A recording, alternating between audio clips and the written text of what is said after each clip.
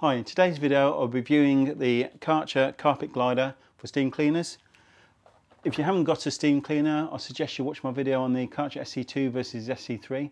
So in this video I'll demonstrate the Karcher carpet glider and give you my review at the end, so keep watching. So welcome to my channel, Rich Man Poor Tech. I'm Rich Man.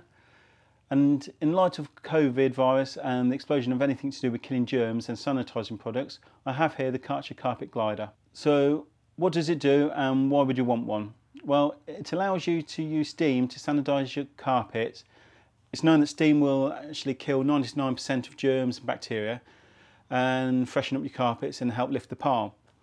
The carpet glider will allow the steam cleaner mop head to slide over the carpets, allowing the steam of the steam cleaner to penetrate the fibres of your carpet. Without the glider, the mop head would just stick onto the carpet and it'd be impossible to slide along.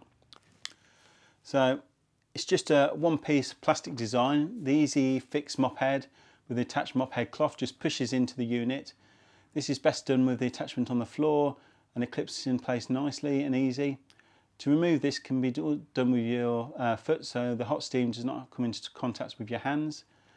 If you find this video helpful, please remember to like and subscribe for free. So how to use. First off, pull the trigger on the steam cleaner to expel the water from your steam cleaner. Then pop the handle onto your mop tubes and using the easy fix mop head, pick up the mop head cloths and then pop into the carpet glider which just clicks in place with a reassuring click. Then I have the hand flow rate set to medium. I find that this is enough steam and stops you getting your carpets too wet. And just slide the carpet glider back and forth over the carpets in the same way that you would mop a hard floor. The unit slides back and forth nice and easy over the carpets with no snagging. And then when you're done, you can easily put your foot on the tab at the back of the carpet glider and pull the mop head out of the glider, so you don't to do your hard floors or just to remove the cloth. Just note that the easy fix mop head, as used on the SC2 to SC5, not the SC1. And if you have an SC2 to 5, you need the easy fix mop head, shown here, not the one with the old tabs on the side, which is the older Karcher mop head design. So my review on the Karcher carpet glider. Well, for what looks like one moulded piece of plastic, prices seem a little steep, as always with Karcher, but it does the job very well. I had no snagging on the carpet, it slid on the carpet really easy. Although when done, there's a damp feeling to the carpet, but this dries in a matter of minutes as the hot steam evaporates from the carpet and it felt as dry as it did before in around 30 minutes.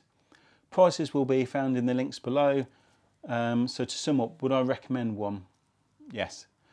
So before going to the previous video comments, if you found this useful, then please subscribe for free and click on the bell for upcoming notifications. Let's look at some of the comments from one of my last videos. So this is to do with installing a Philips Hue light in the kitchen. So what have we got here?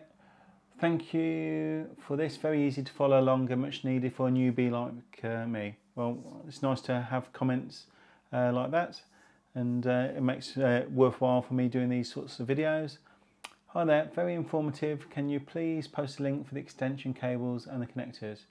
Right, in that video I joined some Philips Hue strip lights under the kitchen counters, and where they're joined he obviously wants a link to the connectors that I've used, so that will be posted in the description of that video.